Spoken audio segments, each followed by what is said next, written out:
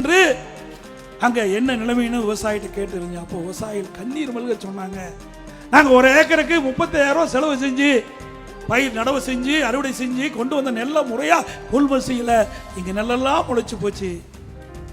இன்னைக்கு தொடர் மழையில் காரணமாக நெல் குவியலா குவிச்சு வச்சிருக்கிறோம், அந்த நெல்லெல்லாம் அவிஞ்சு போச்சுன்னு எடுத்து காட்டினாங்க. இந்த அரசாங்கம் நேரடியாக கொள்முதல் நிலையத்தில் கொள்முதல் செய்யாத கணத்துல பல்லாயிரக்கணக்கான விவசாயிகள் இன்றைக்கு கண்ணீர் மல்க தன் உழைத்த நெல்லையெல்லாம் விற்க முடியாத அவலங்களை இந்த ஆட்சியில் ஏற்பட்டுகின்றது. இதற்கெல்லாம் முடிவு கேட்கின்ற தேர்தல் 2026 சட்டமன்ற தேர்தல் நேரத்தில் தெரிவித்து இந்த சேலம் மாவட்டத்திலே இன்றைக்கு ஓமலூர் சட்டமன்ற தொகுதியிலே அனைத்து இந்திய அண்ணா திராவிட முன்னேற்ற கழகத்துடைய கட்சியுடைய தொடக்க விழா மிகச் சிறப்பாக எழுச்சியாக இந்த பகுதியே ஓமலூர் பேரூராட்சி குலுகின்ற அளவுக்கு மக்கள் வேணும்.